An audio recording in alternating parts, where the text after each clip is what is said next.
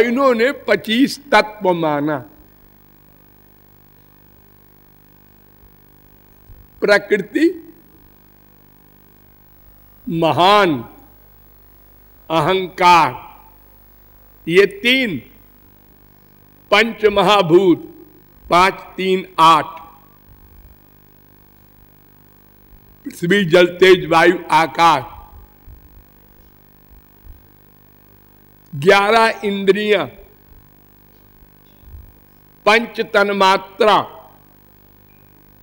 ये सब मिला के 24, और एक जीव,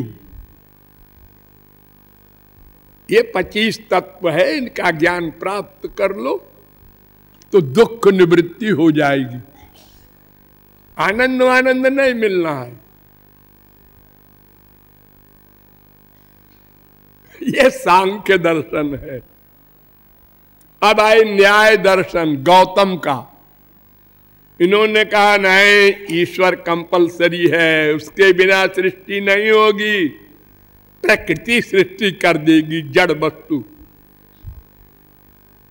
अरे माया तो जड़ है, भूमि रापो नलो वायु, ये पृथ्वी है, तो पृथ्वी सृष्टि कर देगी अपने आप।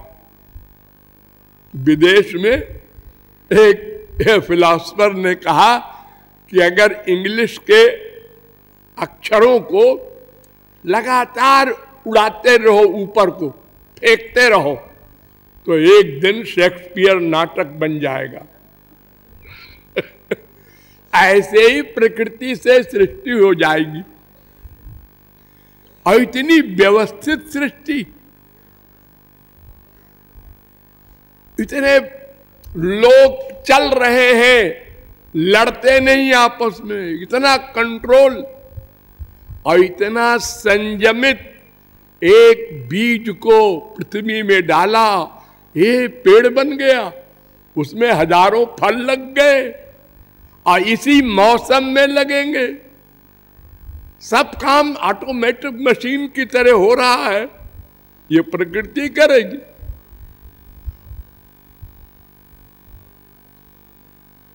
ईश्वर आवश्यक है, लेकिन ईश्वर ही संसार बन गया, ये बात ठीक नहीं। फिर पृथ्वी, जल, तेज, वायु, ये चारों के परमाणु हैं। उन परमाणुओं से सृष्टि भगवान ने किया है।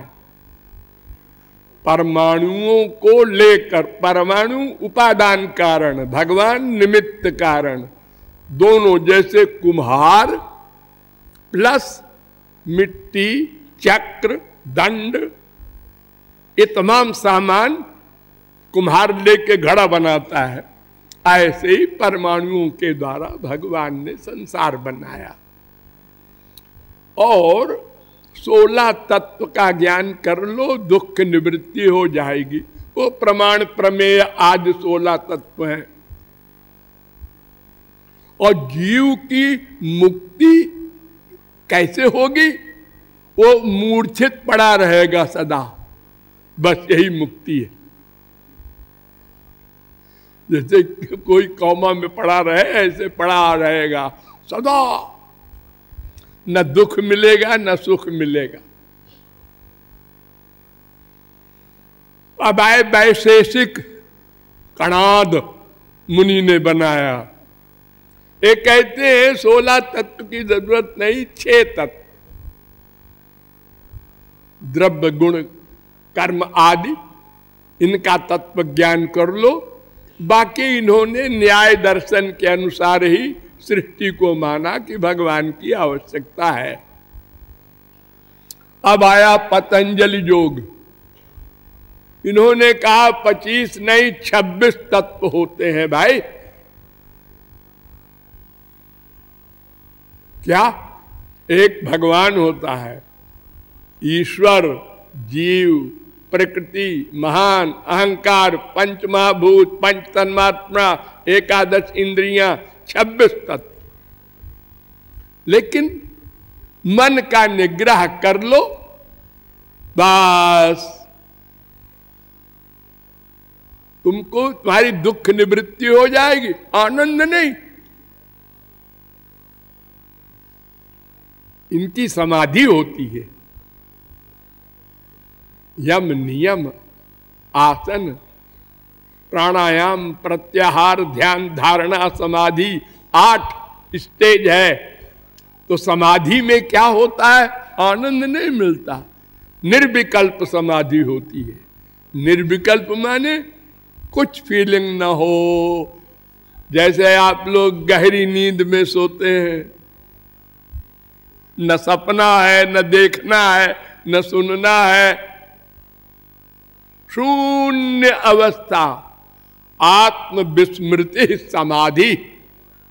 त्रिपुटी होती है जैसे ज्ञानियों की, ऐसे योगियों की होती है।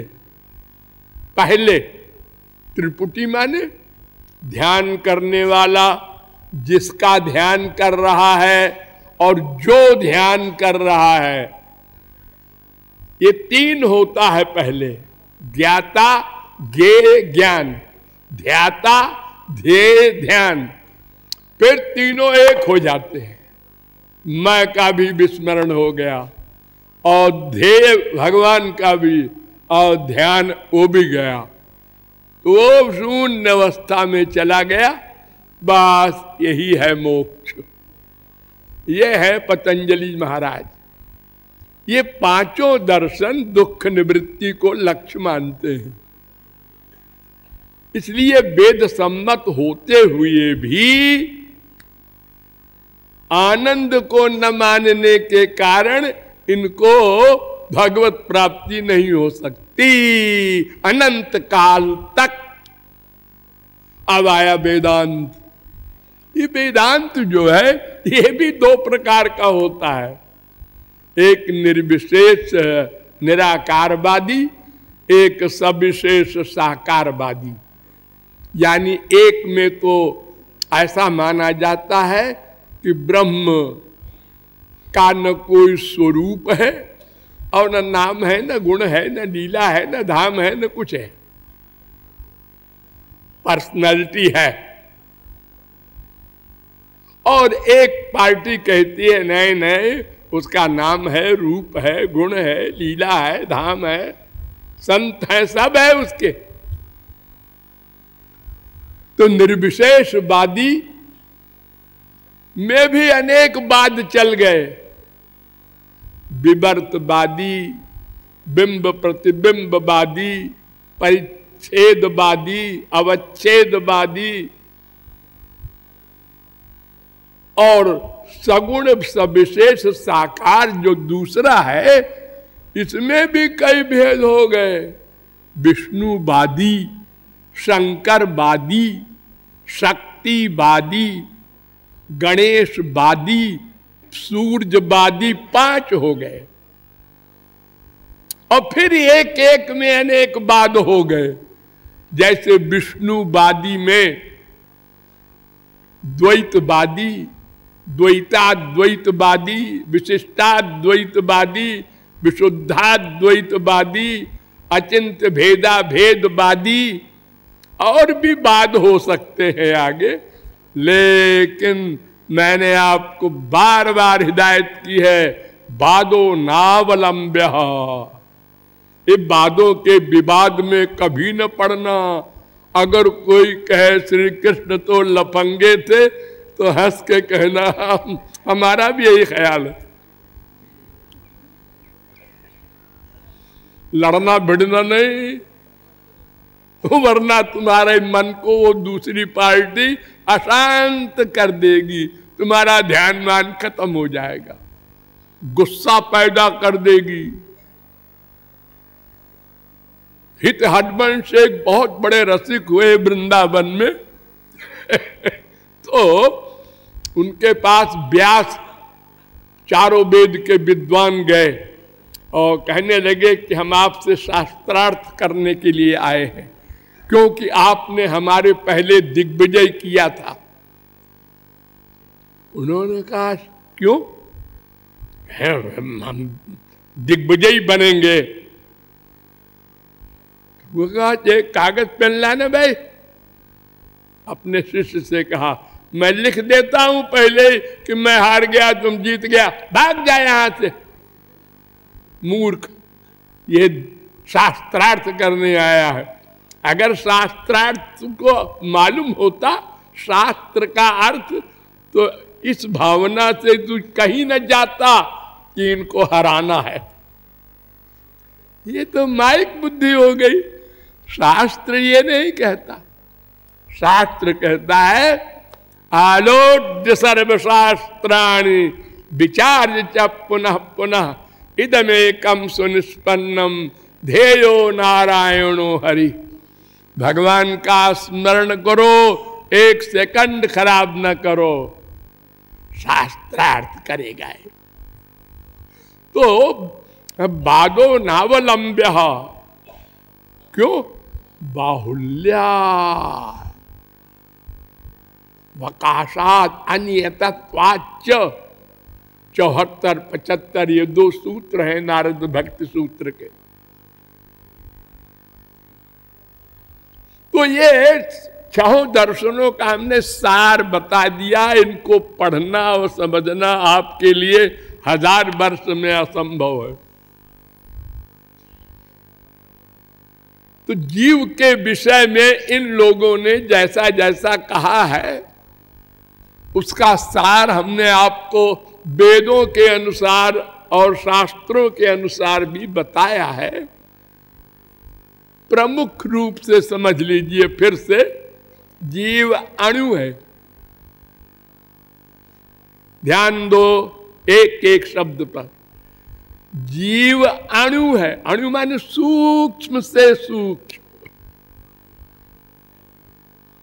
1000 आदमी घेरे हैं, बड़े बड़े वैज्ञानिकों ने बड़ी रिसर्च किया,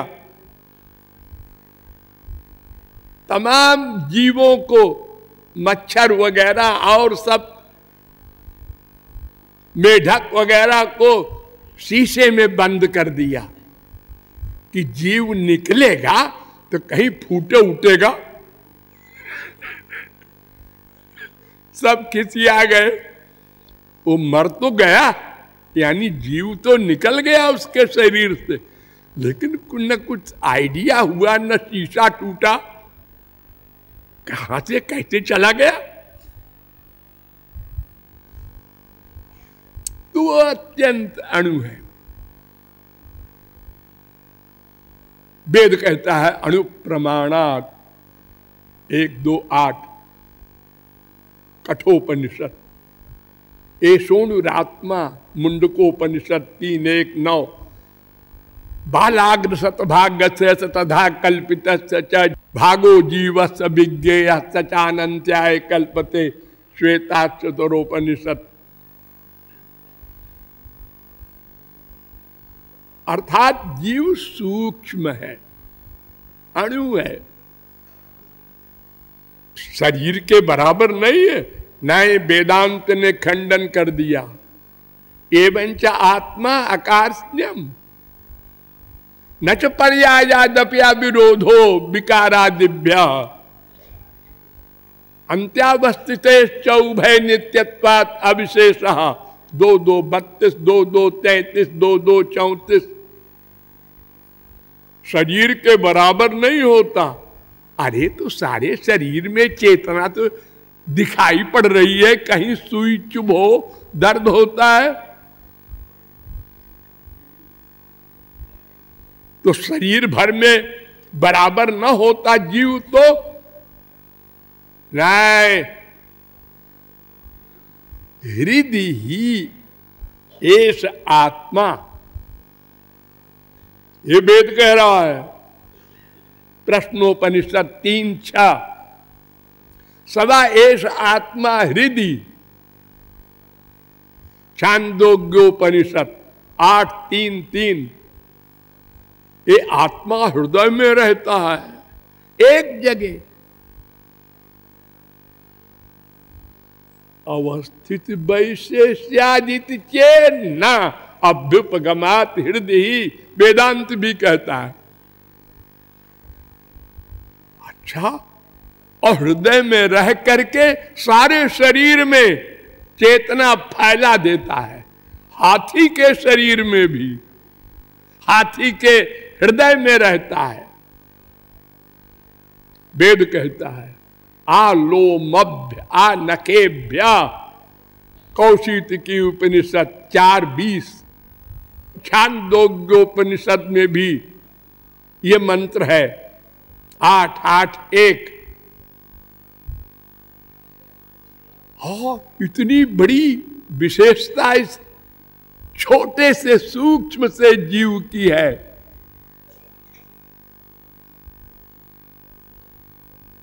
और ये जीव भगवान की शक्ति है, नंबर 4।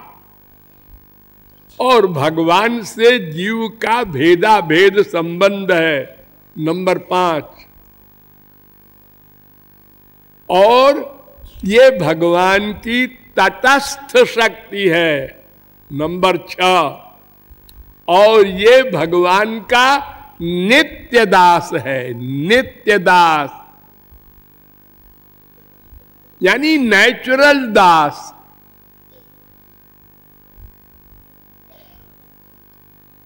जीवेर स्वरूप होय कृष्णेर नित्य दास, दास भूता स्वतः सर्वे।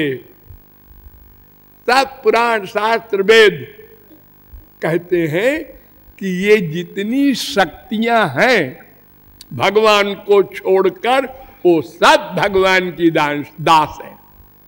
चाहे स्वांश हो, चाहे विभिन्न अंश हो, चाहे मायाधीन हो, चाहे मायातीत हो, कोई भी हो,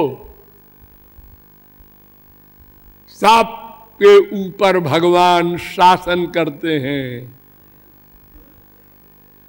एको रुद्रो न द्वितीयाय तस्थुर जयमान लोकानीसत ईशनी भी। ईशनी भी अपनी अनंत शक्तियों से समस्त ब्रह्मांड के जीवों पर अथवा परव्योम लोक के समस्त ईश्वरों पर, तमीश्वराणाम परमं महेश्वरम, सब ईश्वरों का भी वो ईश्वर है। भगवान के अनंत अवतार है ना, वो सब अंश है भगवान के। अन्य चांस कला पुंसः कृष्णस्तु भगवान स्वयं। तो इस प्रकार जीव का संक्षेप में ये स्वरूप बताते हुए मैंने आपको आगे बताया कि यह जीव अनादिकाल से मायाबद्ध है, ये भूलना नहीं। अनादिकाल से, सदा से, एक दिन मायाबद्ध नहीं हुआ। लेकिन मायाबद्ध क्यों होता है कोई, कभी भी हो या उसका स्वभाव हो, तो वो रीजन है भगवान से विमुख होना। मायातीत होकर कोई विमुख नहीं हो सकता, लेकिन अगर विमुख हो तो माया दबोच लेगी उसको। उसकी अपनी कोई शक्ति नहीं है माया को जीतने की। इसी आशय से कहा है नारद भव बिरंचि सनकादि, जे मुनि नायक आत्मवादी। मोहन अंध कीन कहु के ही, को अस काम न चावन जेही। भगवान से विमुख होकर कोई अकड़ा गया,